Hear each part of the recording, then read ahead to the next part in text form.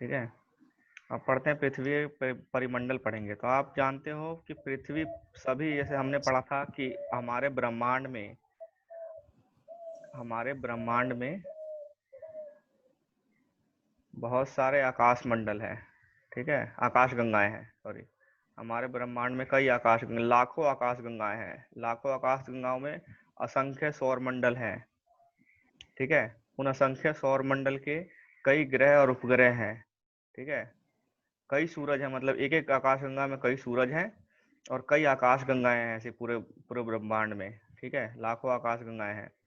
तो इसमें सबके अपने अपने ग्रह हैं, लेकिन अभी तक जीवन जो है वो एक ही ग्रह पे मिला है। मान लीजिए हमारा सौर मंडल है, तो इसी एक ग्रह पे हमें अभी तक जीवन है। तो पृथ्वी जो है इसीलिए थोड़ा सबसे यूनिक है, विचित्र है। ठीक है, क्योंकि यही जीवन अभी तक मिला है। मानव यहाँ जीवित रह सकता है क्योंकि जीवन के लिए जो आवश्यक तत्व हैं, भूमि, जल और हवा, पृथ्वी पर ही मौजूद है। ठीक है, जीने के लिए क्या चीज चाहिए? सबसे जो भूमि तो चलो ठीक है, सब पे ही है। सभी जो हमारे सौरमंडल में शुरू के जो 3 ग्रह हैं, बुध, शुक्र, फिर यहाँ पे पृथ्वी और यहाँ पे मंगल, तो ये तीनों ग्रह पे भूमि तो है, लेकिन यहाँ पे ना जल है और ना हवा है। ठीक है, हवा भी है लेकिन हवा में ऑक्सीजन नहीं है। किसी ग्रह पे अगर हवा भी है तो हवा में ऑक्सीजन नहीं है, वो दूसरी गैसें हैं खतरनाक वाली। ठीक है, तो लेकिन आ गई, कीर्ति आ गई शायद। ठीक है, तो जल जो है वो सबसे इम्पोर्टेंट है हमारी पृथ्वी पर। ये जो है जीवन, जो पृथ्वी को सबसे अलग करता है। ठीक है, ऑक्सीजन वाली हवा और जल, हमारा वायुमंडल और जल। पृथ्वी की सतह ऐसी है जिसमें पर्यावरण के 3 प्रमुख घटक आपस में मिलते हैं। ठीक है, पर्यावरण के 3 प्रमुख घटक कौन कौन से वो देखेंगे हम, और ये आपस में मिलते हैं और एक दूसरे को प्रभावित करते हैं। पृथ्वी का ठोस भाग, जिस पर हम रहते हैं, जो जिस जमीन पे हम रहते हैं, पृथ्वी के ठोस भाग पर जिस पे हम चलते फिरते हैं, उसे भूमंडल कहते हैं। ठीक है, उसे क्या कहते हैं? भूमंडल। गैस की परतें जो हमारे चारों तरफ हैं, जो इसमें हम सांस लेते हैं, जो वायु हमें महसूस होती है, जो पृथ्वी को चारों ओर से घेरे हुए है, उसे हम वायुमंडल कहते हैं। ठीक है, जहाँ ऑक्सीजन, नाइट्रोजन, कार्बन डाइऑक्साइड और दूसरी गैसें पाई जाती हैं। अब तीसरा है, पृथ्वी के बहुत बड़े भाग पर जल पाया जाता है। ठीक है, तो इसे जल मंडल कहते हैं। जल मंडल जल की सभी अवस्थाओं जैसे बर्फ, जल वाष्प और जल सम्मिलित है। तो अगर हम देखें कि हमारा जो जैव मंडल, हमारा जो जिसमें हम रहते हैं, जैसे पृथ्वी का वो भाग जिसमें हम जीवन संभव हो, कैसे बना हुआ है, देखिए।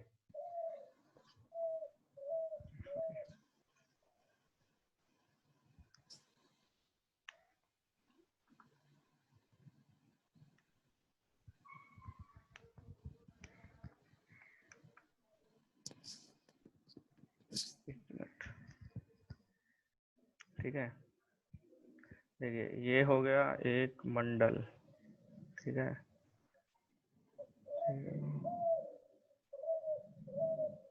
ठीक है, ठीक है ना।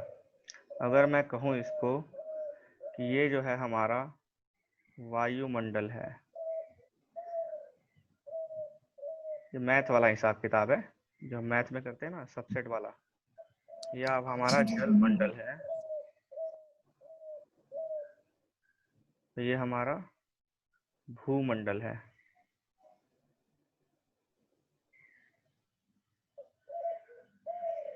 ठीक है, तो ये जहां तीनों, ये भूमंडल, वायुमंडल और जलमंडल, जब तीन एक जगह मिलते हैं, कहीं एक जगह इंटरेक्ट कर रहे हैं, तो यहाँ क्या है ना, यही वो जगह है, यही वो स्थान है जहाँ हम जीवन, यहाँ पे जीवन संभव है। यहाँ पे तीनों, जो भूमंडल, वायुमंडल और जलमंडल आपस में इंटरेक्ट करते हैं, संपर्क करते हैं। ठीक है, यही क्या है, जीवन संभव है। देखो जैसे कि क्या लिखा गया है, पृथ्वी की सतह ऐसी है जहाँ पे पर्यावरण के तीन महत्वपूर्ण घटक आपस में मिलते हैं, तो ये पृथ्वी की सतह है ये। ठीक है, यहाँ पे तीनों मंडल आपस में मिलते हैं और यहीं पे जीवन संभव है, इसे बोलते हैं हम जैव मंडल। ठीक है, इसे क्या बोलते हैं हम? जैव मंडल। जहाँ पे तीनों घटक है पृथ्वी के, वो तीनों घटक जहाँ पे आपस में इंटरेक्ट करते हैं, उसे जैव मंडल बोलते हैं। ठीक है, समझ रहे हो ना? क्योंकि वायुमंडल कुछ हिस्सा हमारे काम लायक नहीं है, कुछ क्या बहुत हिस्सा हमारे काम लायक नहीं है। ठीक है, तो जहाँ पे ये तीनों मिलेंगे वहीं पे उसको हम, वहां पे हम रह रहे हैं, वो सतह है जहाँ पे हम रहते हैं, सांस लेते हैं, पानी पीते हैं, सब करते हैं, यही जैव मंडल है। ठीक है, तो जहाँ पे तीनों प्रमुख घटक आपस में मिलते हैं और एक दूसरे को प्रभावित करते हैं, ये क्या करते हैं, एक दूसरे को प्रभावित करते हैं। ठीक है, यहाँ पे मिलते हैं आपस में और एक दूसरे को प्रभावित करते हैं। और तीन मंडल बताया मैंने। फिर जैसे भूमंडल जो ठोस सतह है जिसपे हम चलते फिरते हैं, जिसपे हम रहते हैं, ठोस सतह, ठोस सतह है जिसपे हम चलते फिरते हैं, जिसपे हम रहते हैं, ठोस सतह। पृथ्वी का वो ठोस सतह जिसपे हम रहते हैं। तो पृथ्वी का जैसे पृथ्वी है, तो पृथ्वी ठोस तो यहाँ तक है, नीचे नीचे भी ठोस है। ठीक है, अगर गहराई में जाओगे तो 200 किलोमीटर तक अराउंड ठोस ही ठोस है। लेकिन जो सतह है जिसपे हम रह रहे हैं, जिसपे पेड़ पौधे उगते हैं, जिस सतह पर, ऊपरी सतह जो है, जो एक्चुअली वायुमंडल से इंटरेक्ट कर रही है, ये सतह तो वायुमंडल से इंटरेक्ट, संपर्क नहीं कर रही ना, नीचे वाली पृथ्वी के नीचे की सतह वायुमंडल से संपर्क नहीं कर रही है डायरेक्ट। तो सतह वाली जो जो पृथ्वी की ये जो सतह है, ऊपरी सतह जो है, ये वायुमंडल से इंटरेक्ट कर रही है, जल मंडल से और वायुमंडल से। तो यहाँ पे हम रहते हैं, तो ये वो ठोस सतह है, भूमंडल इसको कहेंगे। ठीक है, ये भूमंडल है, ये जो ऊपरी सतह है यही भूमंडल है।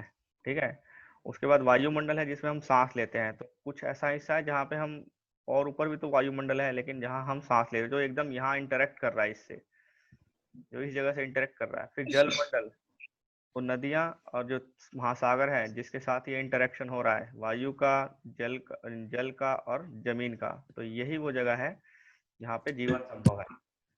ठीक है, तो इसको जैव मंडल कहते हैं। तीन घटक पढ़ लिया आपने। ठीक है, ये जीव मंडल एक सीमित क्षेत्र है, इसी को जीव मंडल, जैव मंडल या जीव मंडल कहते हैं। ठीक है, ये एक सीमित क्षेत्र है जहाँ स्थल, जल एवं हवा एक साथ मिलते हैं और सभी प्रकार के जीवन पाए जाते हैं। तो मैंने बताया ये सीमित है, इधर नहीं है, ऐसा इतना बड़ा हिस्सा जो है ये फालतू है। ये एक सीमित है जहाँ पे तीनों मिलते हैं और जल, वायु और ठोस जमीन मिलते हैं और जीवन संभव है। ठीक है, यहाँ पे सभी प्रकार के जीवन पाए जाते हैं। वो हम एक एक करके सारे तीनों घटक मंडल पढ़ेंगे। पहला है भूमंडल। पृथ्वी के ठोस भाग को भूमंडल कहते हैं।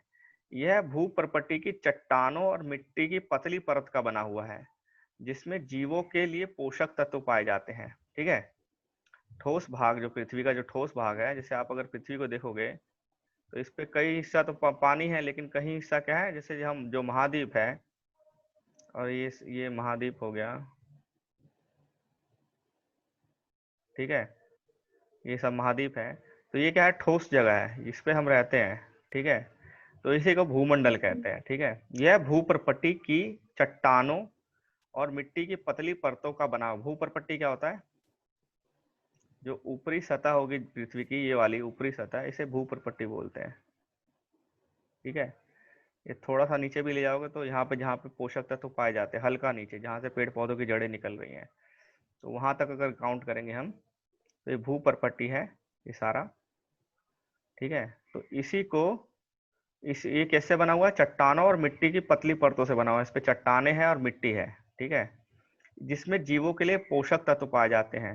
जीवों के लिए जो पोषक तत्व हैं यही पाए जाते हैं, इसी में पेड़ पौधे इसी पोषक तत्व लेते हैं और कार्बन डाइऑक्साइड लेके उगते हैं, और फिर वहां से फल फ्रूट बनते हैं, इसे लोग खाते हैं, और यहाँ से फिर इसी में मिल जाते हैं, मिट्टी में ही, मिट्टी में से फिर यही पोषक तत्व लेते हैं, फिर ये पेड़ पौधे उगते हैं। ठीक है, तो ये पोषक, जिसमें जीवों के लिए पोषक तत्व पाए जाते हैं, भूमंडल में जीवों के लिए पोषक तत्व पाए जाते हैं। पृथ्वी की सतह को दो मुख्य भागों में बांटा जा सकता है। इस पूरी सतह को दो मुख्य भागों में बांटा जा सकता है। पहला क्या है, महासागर, और दूसरा महाद्वीप। ठीक है ना, पृथ्वी की अगर सतह को देखोगे तो यहाँ पे या तो महासागर है बड़े भाग में, 3/4 है वो महासागर है, और 1/4 क्या है, जमीन है, महाद्वीप है। तो दो मुख्य भागों में बांटा जा सकता है। स्थलीय भूभागों को महाद्वीपों के नाम से जाना जाता है। जो बड़े बड़े स्थलीय भूभाग हैं उनको महाद्वीपों के नाम से जाना जाता है। बड़े बड़े जलाशयों को महासागरीय बेसिन के नाम से जाना जाता है। बेसिन बोलो या ना बोलो, लेकिन महासागर बोल सकते हो। ठीक है, विश्व के सभी महासागर आपस में जुड़े हुए हैं। जो सारे महासागर है कहीं ना कहीं से तो कनेक्टेड है। ठीक है, सारे कनेक्टेड है। हाँ ठीक है, ये सारा कनेक्टेड, तो फिर सबका नाम क्यों अलग अलग दिया गया है सारे महासागर का? नाम अलग इसलिए दिया गया है, ये नहीं पता भाई क्यों अलग दिया गया है, ठीक है, पॉलिटिकल मैप में दिया अलग होता है, ठीक है ना। अब ऐसे तो यूरोप और एशिया भी कनेक्टेड है, भारत भी कनेक्टेड है, पृथ्वी भी, चाइना। हेलो, हाँ जी। पृथ्वी भी एक दूसरे से कनेक्टेड है, तो सारे देश का नाम एक ही क्यों नहीं हो जाता है? हाँ तो अरे वही। तो वही देश बात है। कहाँ, महाद्वीप कहाँ कनेक्टेड? महाद्वीप देखिए, एशिया अलग है, यूरोप अलग है, ये सब नहीं, सारे तो समुद्र देश एक अलग दूसरे है। से कनेक्टेड है, उसी तरह सारी धरती भी एक दूसरे से कनेक्टेड है, ठीक है। तो इसलिए जिस एरिया में जो भी जगह का नाम दिया गया उसी हिसाब से वहां पे समुद्र का भी नाम उसको रिलेट करते हुए मैक्सिमम दिया हुआ है। तो वो उस तरह से दिया हुआ है, वो तो जो देखिए ये चीज हिस्टोरिकल लोग क्वेश्चन होंगे हम वही देख रखे सकते हैं, होंगे। ये क्वेश्चन हम देख सकते हैं कि अलग अलग नाम क्यों है, ठीक है। बाद में देखेंगे इस चीज को, मैं अगर मिलेगा तो मैं बता दूंगा, अगर एग्जैक्ट आंसर मिलेगा तो मैं बता दूंगा, ठीक है। आगे चलते हैं। तो हमने 5 आगे चित्र में हम देखेंगे, विश्व के मानचित्र में देखेंगे कि क्या सभी स्थलीय भूभाग एक दूसरे से आपस में जुड़े हुए हैं। देखो यहाँ लिखा हुआ आपका क्वेश्चन जो है, क्या स्थलीय भूभाग भी आपस में जुड़े हुए हैं। समुद्री तल का, समुद्री जल का तल जो है सभी जगह समान होता है, ठीक है। समुद्री जल का तल जो है सभी जगह समान होता है। स्थल की ऊंचाई से को समुद्र तल से मापा जाता है। जैसे हम बोलते हैं कि हिमालय जो है वो 8,848 मीटर ऊंचा है, ठीक है। 8,848 मीटर ऊंचा है, तो इसको नापा कहाँ से गया है, तो इसको समुद्री तल से नापा गया है, ठीक है। समुद्र तल से इसकी ऊंचाई कितनी है। समूह किसी भी पृथ्वी पर किसी की भी ऊंचाई नापते हैं तो उसको समुद्र तल से ही नापते हैं, ठीक है। समुद्र तल पे ऊंचाई को शून्य माना जाता है, समुद्र तल पे ऊंचाई को शून्य माना जाता है। और समुद्री जल का तल जो है सभी जगह समान है, ठीक है। तल से ही नापते हैं। अभी देखिए मैप देखिए, आप अगर देखोगे तो एशिया जो है और यूरोप जो है आपस में कनेक्टेड है, ठीक है। ये अगर इसको छोड़ दो, खाली अफ्रीका को छोड़ दो, और यहाँ भी ये भी आपस में कनेक्टेड है कहीं से, ठीक है। ये भी यहाँ से कनेक्टेड है थोड़ा सा, ठीक है। इस पूरे हिस्से को अगर अलग कर दिया जाए तो ये पूरा कनेक्टेड है, लेकिन ये हिस्सा अगर आप ऊपर देखोगे, यहाँ से ये वाला जो हिस्सा है और नीचे आओ, ये जो हिस्सा है, ये देखो, ये वही वाला ऊपर वाला हिस्सा, तो यहाँ से खाली एक छोटी सी लाइन जो बचती है यही खाली कनेक्टेड नहीं है, बाकी सब कुछ कनेक्टेड है आपस में। अगर इसको कनेक्ट कर दिया जाए, ये कनेक्टेड होती तो सारे महाद्वीप आपस में कनेक्ट हो जाते, ये सब कनेक्टेड रहता।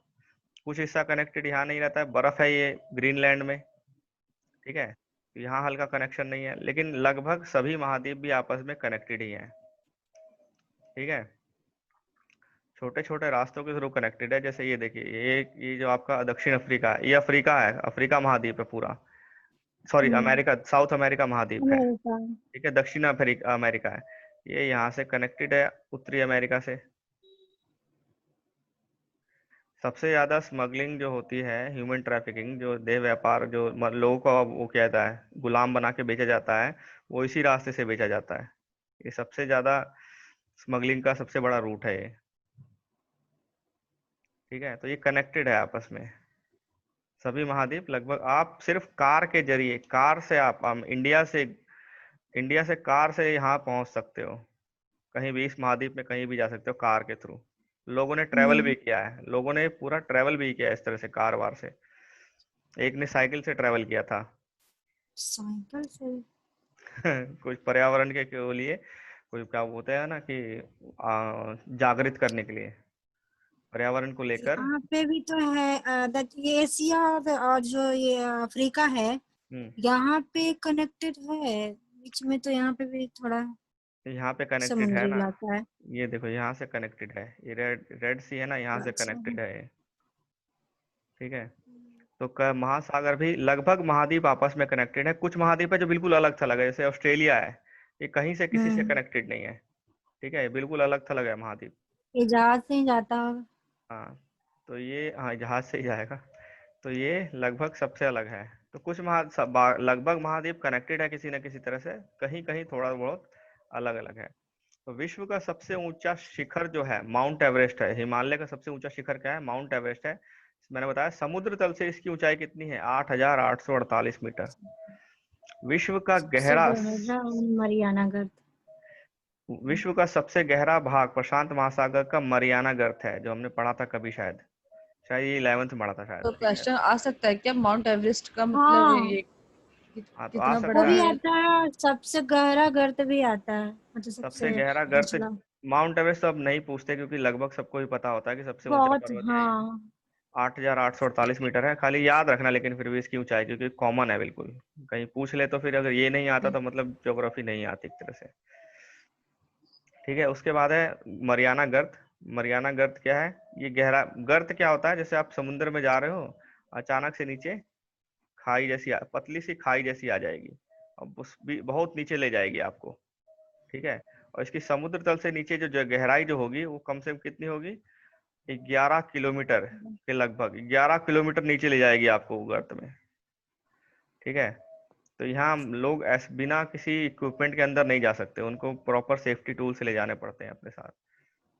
समुद्र तो आप क्या आपने कल्पना की है कि समुद्र की गहराई पृथ्वी के सबसे ऊंचे भाग से इतनी अधिक भी हो सकती है? जैसे कि आप मान लो धरती है, इसमें माउंट एवरेस्ट इतना है, लेकिन अब क्या कहते हैं, गर्त देखो तो गर्त इतना है, गर्त इससे भी ऊंचा है। ये माउंट एवरेस्ट 8 किलोमीटर है लगभग, 9 किलोमीटर, और ये 11 किलोमीटर गहरा है, तो ये माउंट एवरेस्ट से भी नीचे है। सबसे ऊंचा पर्वत है धरती पर माउंट एवरेस्ट शिखर, लेकिन इससे भी गहरा है मरियाना गर्त। ठीक हाँ, है, जो समुद्र में ज्यादा नीचे में है, उसके बाद है, हमने देखा उसकी उसके लंबाई बाद शायद इससे ज्यादा है। कि ये सब ऊंचे शिखर पे या जुमको थे भाई, जो तो भाई जो है महिला थी, ये सब जाती क्यों थी भाई ऊपर? और एक एवरेस्ट एक क्यों जाती थी? एक, एक लड़की और गई थी ना जिसका पैर टूट गया था, माउंट एवरेस्ट चढ़ी थी ना वो, ये मेरे जाती क्लास। क्यों है ऊपर? आजाद क्या रहना करने चाहती जाती है? कुछ है, रिसर्च आजाद करने जाती है? आजाद रहना चाहती है, अपनी अरे वो नहीं होता है अपनी माउंट एवरेस्ट आजादी को चढ़। अपनी आजादी को फील करना चाहती है। घंटा फील करना चाहती है, उसमें थोड़ी ना ऐसा रिकॉर्डिंग होगा। हो रही है, ठीक है, आराम से। अरे वो भी एक तरह का करियर ही है, बहुत लोग उसमें भी हाँ हाँ मतलब हाँ कि हाँ। ट्रेनिंग लेता है और जाता है। इंडिया से एक सबसे छोटी उम्र की एक लड़की है, 14 साल की थी वो। सबसे कम उम्र का हाँ, कोई भी इंसान जो चढ़ा है माउंट एवरेस्ट, वो इंडिया का अभी रिसेंटली 2 4 5 साल पहले एक लड़की चढ़ी थी, 14 साल की थी वो। ठीक है, तो इसको इसको करियर की चिंता नहीं थी, ये बस कुछ करना है लाइफ में। ठीक है, ठीक है, कभी कभी कुछ लोग कुछ कुछ लोग को करना शौक चाहते होता हैं, है। कुछ करना ऐसे चाहते हैं। ऐसे ही कोई ऐसे ही कोई नहीं चढ़ जाता माउंट एवरेस्ट में ना, इसको परमिशन लेना पड़ता है ना। पहले आपको हम्म, ट्रेनिंग लेनी पड़ती है, ठीक है, हाँ परमिशन तो ट्रेनिंग। बाद में लोगे। हाँ ठीक है, हाँ। पृथ्वी पर अब है महाद्वीप पढ़ेंगे। पृथ्वी पर 7 प्रमुख महाद्वीप हैं, आप बता सकते हो नाम उनके आराम से? एशिया, अफ्रीका, उत्तर अमेरिका, दक्षिण अमेरिका, ऑस्ट्रेलिया और अंटार्कटिका। ठीक है, अगर मैं इसमें देखूं मैप में फिर से, तो देख लो आप 7 महाद्वीप कौन कौन से हैं। ये एशिया है, ये पूरा एशिया है, इसी में Russia, China, Japan, Myanmar, Cambodia, India, Saudi Arabia, Oman, Yemen, सब इसी के अंदर एशिया में ही है। ठीक है, यहाँ तक है। इसके बाद यहाँ पे क्या है, एक माउंटेन है, बहुत बड़ी पर्वत श्रृंखला है, जिसको बोलते हैं हम यूराल, यूराल। ठीक है, ईरान, हाँ यूराल ईरान। पर्वत श्रृंखला है। वो क्या करती है, एशिया को, अब जैसे हमारा जो भारत है, भारत को चाइना से कौन अलग करता है? यहाँ पे हमारी वो क्या कहते हैं, हिमालय पर्वत श्रृंखला है। ठीक है, वैसे ही एशिया यूरोप को एक पर्वत श्रृंखला अलग करती है, यूराल माउंटेन्स।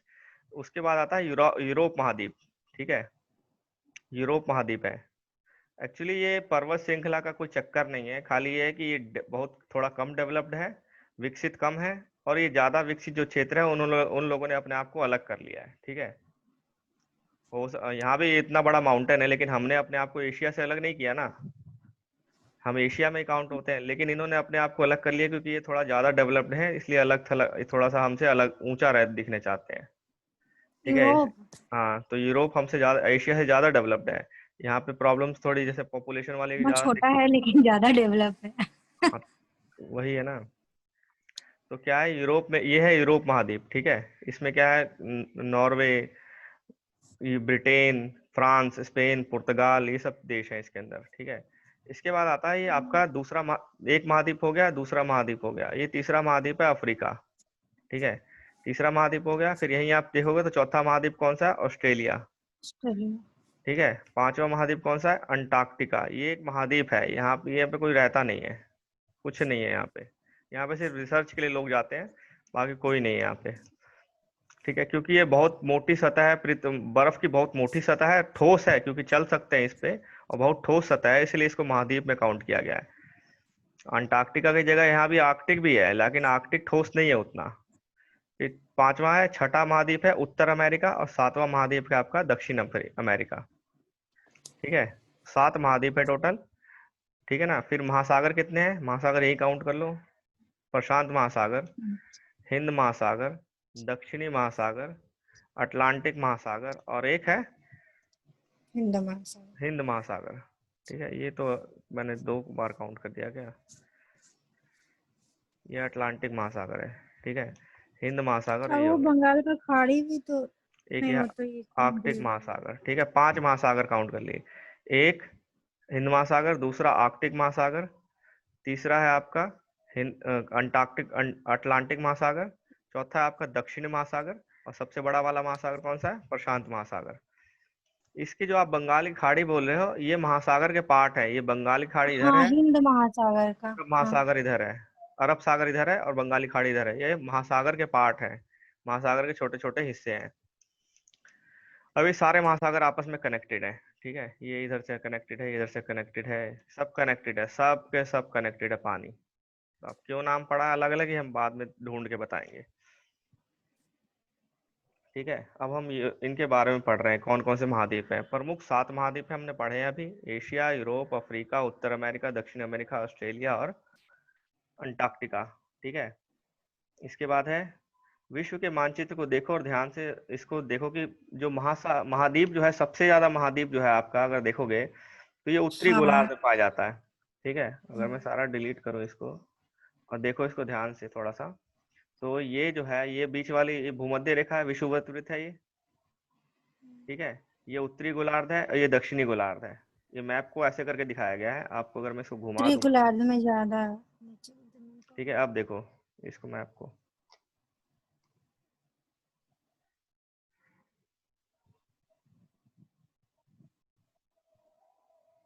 देखिए। ठीक है, अब दिखाई दे रहा है ये। तो आप अगर देखोगे उत्तरी गोलार्ध में, उत्तरी गोलार्ध में ज्यादा हिस्से हैं स्थल के। ये है आपका क्या कहते हैं, भूमध्य रेखा। तो इस तरफ ज्यादा महाद्वीप है, महाद्वीप ज्यादा स्थल है इस तरफ। ये देखो, ये सारा स्थल है।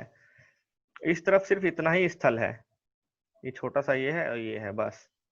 इधर तो पूरा का पूरा यहाँ से लेकर यहाँ तक स्थल है, ये स्थल है, ये स्थल है, ये सारा महाद्वीप है, महाद्वीप का पार्ट है। तो उत्तरी गोलार्ध में ज्यादा जमीन है और दक्षिणी गोलार्ध में ज्यादा पानी है। ठीक है, और ये क्या होता है, हमारी जलवायु को बहुत प्रभावित करता है ये चीज। ठीक है, हमारी जलवायु को जब हम 11th क्लास या उससे पहले ही पढ़ेंगे तो हम देखेंगे हमारी जलवायु को बहुत प्रभावित करता है।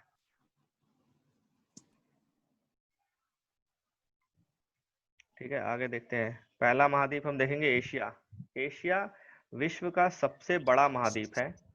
यह पृथ्वी के कुल क्षेत्रफल का 1/3 है। ठीक है, पृथ्वी का जो स्थल भाग है, पृथ्वी के स्थल का 1/3 है। क्या कर दिया,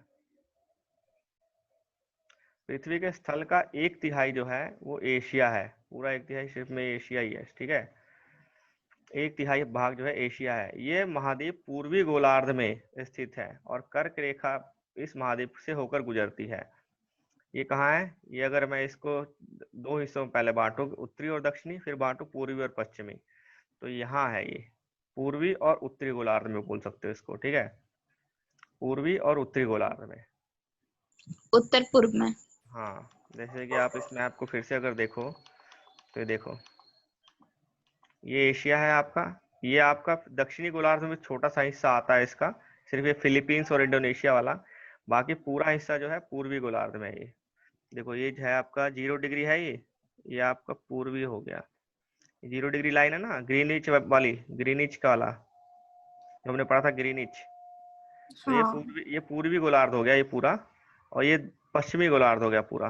तो पूर्वी गोलार्ध में है ये, ज्यादा हिस्सा इसका उत्तरी गोलार्ध में है, थोड़ा सा हिस्सा दक्षिणी गोलार्ध में भी है। ठीक है,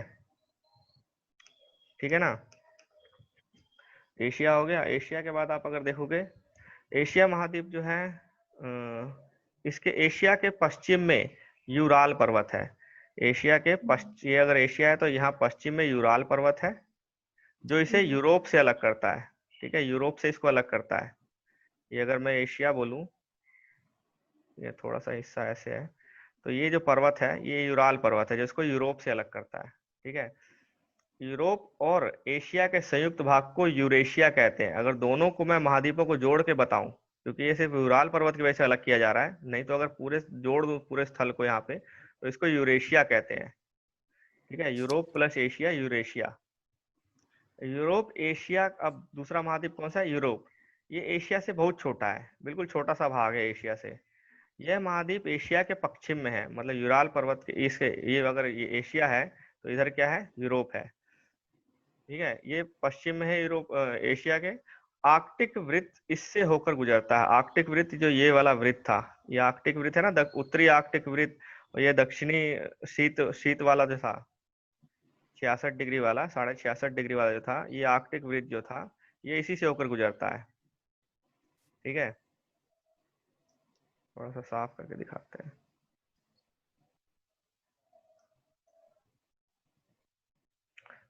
ठीक है, ये आपका हो गया भूमध्य रेखा, ये आपका हो गया थोड़ा सा, ठीक है, यहाँ, तो यहाँ पे आपका यूराल माउंटेन है, ये आपका मान लीजिए ये आपका ग्रीनिच है। ठीक है, तो ये यूराल माउंटेन है, ये एशिया है, ये यूरोप है। ठीक है, यूरोप का हिस्सा थोड़ा सा इधर भी है, तो एशिया है, ये यूरोप है, ये यूराल पर्वत इसको अलग अलग करता है। और ये जो यूरोप है, ये आर्कटिक वृत्त जो था हमारा 66.5 डिग्री वाला जो आर्कटिक वृत्त था, उससे होकर गुजरता है। ठीक है, यहाँ भी एक वृत्त होगा, यहाँ भी एक वृत्त होगा, ये विषुवत वृत्त हो गया, कर्क रेखा हो गया, ये मकर रेखा हो गई। ठीक है, तो यूरोप जो है आर्कटिक वृत्त से इससे होकर गुजरती है। यह तीन तरफ से जल से घिरा हुआ है। ठीक है, ये तीन तरफ से जल से घिरा हुआ है। विश्व के मानचित्र को देखो और इसकी स्थिति का पता लगाइए, देख लीजिएगा। तो उसके बाद है अफ्रीका। अफ्रीका एशिया के बाद विश्व का सबसे दूसरा बड़ा महाद्वीप है। एशिया सबसे बड़ा था, उसके बाद अफ्रीका है। विषुववृत्त वृत्त या 0 डिग्री अक्षांश इस महाद्वीप के लगभग मध्य से होकर गुजरती है। अगर मैं यहाँ बनाऊं,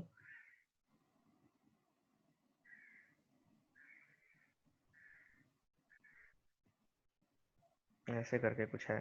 ठीक है, तो ये जो सॉरी गलत बना दिया ना। और दूसरा चीज है, थोड़ा सा ना मैप बनाने की भी प्रैक्टिस करो, क्योंकि आप अगर मेंस में आंसर लिख रहे हो, ज्योग्राफी का क्वेश्चन है, अगर मैप बनाओगे तो बहुत ज्यादा नंबर मिलते हैं। ठीक है, वो तो मैं इंडिया का मैप या पूरा वर्ल्ड का मैप? वर्ल्ड का मैप। ये वर्ल्ड में से चुन चुन के जो मैप जैसे आपका देखा मैंने कल। तो मेरे ही मैप देखते रहो खाली। ठीक है, ये हो गया आपका दक्षिण क्या कहते हैं, क्या बोलते हैं, अफ्रीका। ठीक है, जो विषुववृत्त वृत्त है ना, वो यहाँ से क्रॉस होती है इसके, कहाँ से? ठीक है, 0 डिग्री। तो ये लगभग इसके मध्य में है, लगभग मध्य में है। ठीक है, यहाँ से आपका मकर रेखा जाती है, लगभग इसके मध्य में है। सॉरी, यहाँ नहीं है, ये थोड़ा सा और नीचे है। ठीक है, थोड़ा सा और नीचे है, इस जगह से जाती है क्रॉस होकर। ठीक है, ये जहाँ से मुड़ता है ये है 0 डिग्री। ठीक है, तो लगभग इसको आधा आधा काटती है। विषुववृत्त वृत्त इसको मध्य भाग से होकर गुजरती है, लगभग, लगभग बोला इसने। ठीक है, लगभग मध्य भाग से होकर गुजरती है। अफ्रीका का बहुत बड़ा हिस्सा जो है उत्तरी गोलार्ध में। अब ये क्या है, 0 डिग्री, तो ये उत्तरी गोलार्ध हो गया, दक्षिणी गोलार्ध हो गया। तो बहुत बड़ा हिस्सा उत्तरी गोलार्ध में है और कुछ हिस्सा दक्षिणी गोलार्ध में है। ये क्योंकि बहुत पतला है, संकरा है, तो ज्यादातर महाद्वीप का हिस्सा उत्तरी गोलार्ध में हो गया। जो स्थल भाग है ज्यादातर उत्तरी गोलार्ध में है। ठीक है, यहाँ पे क्या है, सहारा रेगिस्तान है। अफ्रीका का बहुत बड़ा हिस्सा उत्तरी गोलार्ध में स्थित है। अब आप पाएंगे कि यही एक ऐसा महाद्वीप है जिससे होकर कर्क रेखा, विषुवत रेखा और मकर रेखा तीनों गुजरती है। यहाँ से तीनों रेखा गुजरती है।